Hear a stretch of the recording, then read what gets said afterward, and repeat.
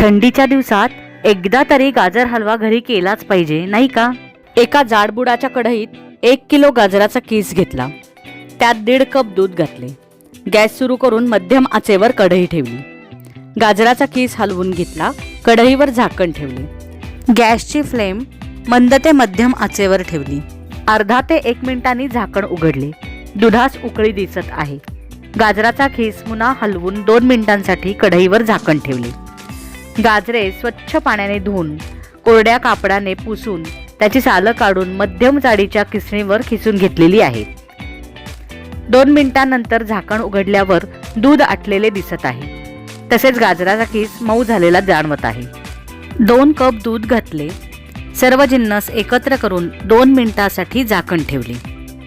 2 मिनिटांनंतर झाकण उघडले.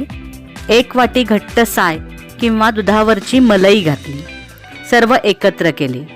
दूध आणि दुधावरील साय घालून गाजर हलवा अगदी खवा घातल्याप्रमाणे चवीस लागतो. फक्त हलक्या हाताने मिश्रण सतत हलवावे लागते. तुपात गाजराचा कीस परतवून गाजर हलवा केल्यास गाजराचा रंग गडद येतो.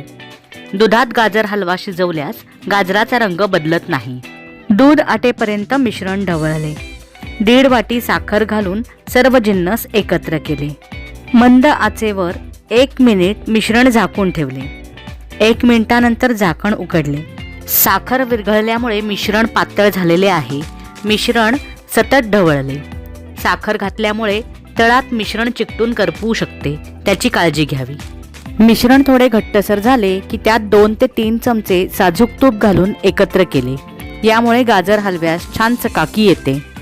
1 चमचा वेलदोड्याची पूड आणि आवडीनुसार काजू, बदामाचे काप आणि बेदाणे घातले. सर्व जिन्नस नीट एकत्र केले. कढईखालील गॅस बंद केला.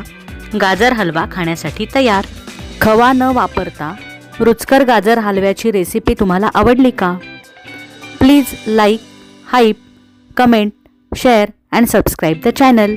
थँक्यू.